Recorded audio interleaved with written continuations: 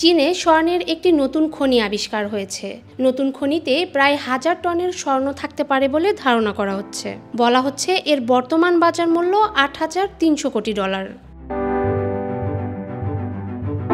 সংবাদ মাধ্যম রয়টার্সের প্রতিবেদনে গতকাল বলা হয়েছে, খনির মধ্যে 40টিরও বেশি স্বর্ণের আকরিক ধমনির সন্ধান পাওয়া গেছে।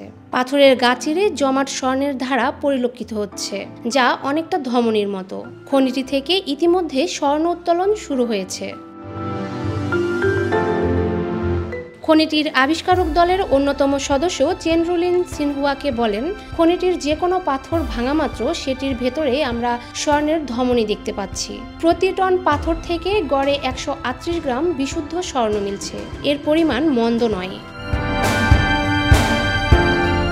আবিষ্কারক দলের উপপ্রধান জানিয়েছেন, স্বর্ণ আহরণের ক্ষেত্রে অত্যাধুনিক প্রযুক্তি ব্যবহার করছেন তারা। যেসব দেশ থেকে বৈশ্বিক বাজারে সবচেয়ে বেশি স্বর্ণ আসে, চীন তাদের মধ্যে অন্যতম। বৈশ্বিক স্বর্ণ বাজার নিয়ন্ত্রক সংস্থা ওয়ার্ল্ড গোল্ড কাউন্সিলের তথ্য অনুযায়ী 2023 সালে মোট চাহিদার 10% স্বর্ণ এসেছে চীন থেকে।